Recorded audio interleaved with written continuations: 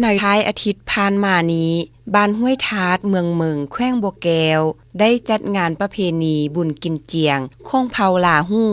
กุยมีทานทองจันทร์มณีใสเลขาพักแขวงเจ้าแขวงบัวแก้วทานคำแซงสุริยาวงศ์เลขาพักเมืองเจ้าเมืองมึงมีบรรดาการนำข้องแขวงการนำข้องเมืองเจ้ากกเจ้าเหล่าผู้ทรงคุณวุฒิสาวนุ่มหญิงสายและประชาชนเข้าร่วมทานผู้ซี่ปอละเมึงพนักงานอาวุโสบำนาญได้ผ่านประวัติความเป็นมาของเผ่าหลาฮู้กุยบุญกินเจียงลือเอินว่าบุญปีใหม่ในแต่ละปีแต่ละครอบครัวต้องเลี้ยงสัตว์และฆ่าสัตว์เป็นต้นแมนงัวควายหมูเป็ดไก่เพื่อเอามาฆ่าและเฮ็ดข้าวต้มข้าวนมและข้าวปลาปาแล้วเอิ้นเอาญาติพี่น้องที่อยู่ไกล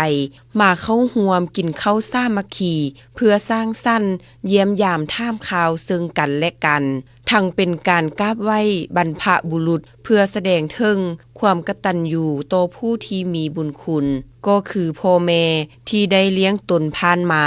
เป็นการสรุปผลงานประจำปีหลังจากเก็บกู้ผลผลิตสำเร็จและทั้งเป็นการเฉลิมฉลองต้อนรับปีใหม่ด้วยความเบิกบานมวลซืนนอกจากนี้ก็เป็นการซอกห้า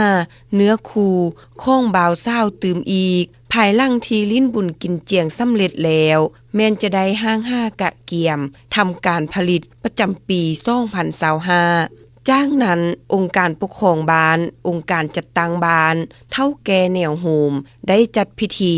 บาซี่สู่ขวัญให้แก่การนำข้องแขวงการนำข้องเมืองและแขกที่เข้าร่วมด้วยบรรยากาศมีความเบิกบานมวลซืน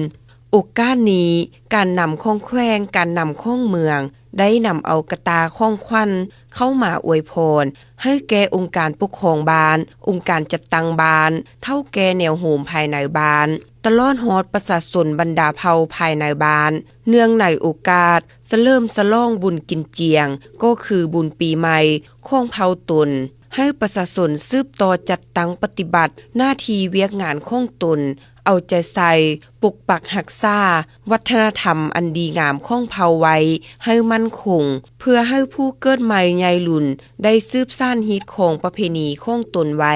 และเสริมขยายสิทธิ์เป็นเจ้าของประชาชนบรรดาเผ่าบนพื้นฐานความเข้มแข็งให้แก่ท้องถิ่นหากท่านบานเฮ็ดให้เศรษฐกิจของครอบครัวดีขึ้นเป็นก้าวจากนั้นการนำข้องแขวงข้องเมืองได้เข้าร่วมการฟ้อนออมหลักล้อด้วยความเบิกบานมวลซืน